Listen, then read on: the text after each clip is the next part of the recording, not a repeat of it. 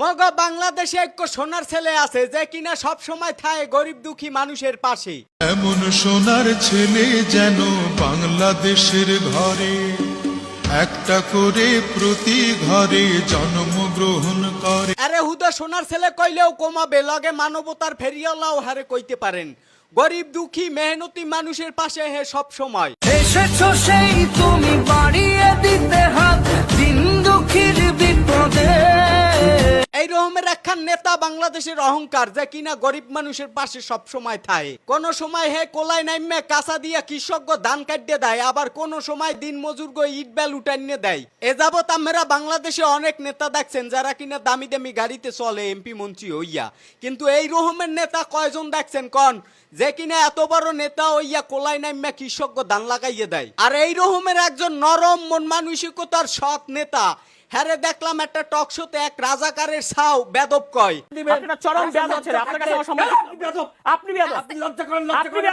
রাশেদ ভাইয়ের চেহারাই পড়ে রয়েছে ভদ্রতার ছাপ। এই রকমের একজন নেতারে বেদব রাজাকারের ছাও ছাড়া কেউ কইতে পারে না। উপরে আল্লাহ নিচে জমিন, কথা সত্য। এর আগেও দেখছি সৈরেসার আমলের টক শো গুলোতে গেলে হ্যারে বেদব মেদব কইতে সৈরেসার গুলো নেই। বেয়াদবদের সাথে টক শোতে আসি নাই। এত গাইল খামার দিয়া রাশেদ ভাইয়ের মোড়াও ইজ্জত হানি করতে পারবেন না, কারণ ইজ্জত দেওয়ার মালিক আল্লাহ। আল্লাহ রাশেদ ভাইরে অনেক ইজ্জত দিস। স্যালুট ভাই স্যালুট। হয়তো হ্যাঁ নির্বাচনী এলাকার মানুষ এই সোনার ছেলেরে চিনতে পারে নাই, হারা হারে ভোট দেয় নাই, কিন্তু এই সোনার ছেলেরে তারেক রহমান স্যারে চিনতে ভুল করে নাই। হ্যাঁ ঠিকই এই সোনার ছেলেরে চেনছে এবং হ্যারে সচিব মর্যাদার পোস্ট দিয়েছে। এখন এই সচিব এখন প্রত্যেকদিন তার কাজ হলো প্রধানমন্ত্রী বাসা থেকে বের হওয়ার সময় তার জুতা ঠিক করে দেওয়া, আবার বাসায় ঢোকার সময় হলো তার জুতা ঠিক করে দেওয়া। এই নাসিরউদ্দিন পাটোয়ারি হইছে একখান আস্থা বেদব, দেশের সবাই জানে। কেউ জানার বাহি নাই যে এ কেউ সম্মান দিয়া কথা কইতে পারে না। রাশেদ খান এমন চাটা চাটে, দাজ্জালের মতন চাটে।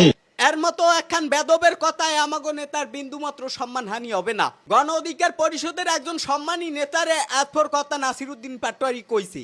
এই কি সহ্য হয়? গণ অধিকার পরিষদে আছে একজন টাইগার, হে তো হুঙ্কার ছাড়া শুরু করছে। ঘুমন্ত বাঘকে কখনো জাগ্রত করিও না।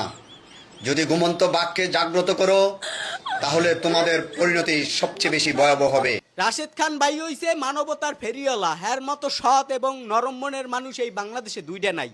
হ্যার মতো মানুষরা এইভাবে অপমান করে কথা কওয়ার সাহসটা কমে পায়। একদম সিরিয়ালাইতে হবে। কি কষ্ট শেখ হাসিনা সরকার এত দুর্বল না ভাই, তার পতন ঘটানো যাবে না। আজকে তারা ফাঁকা ওয়াজ দিচ্ছে, এইসব ফাঁকা ওয়াজে বিএনপি সরকারের পতন হবে না। রাশেদ খান আজগো নেতা না, হে অনেক আগের নেতা। সৈরেসার আমল হইতে হে যুদ্ধ করিয়েছে। আমাকে তুলে নিয়ে যাচ্ছে, সবাই আমাকে বাঁচান। ও তো মরে যাবে। এখনো মরে নাই।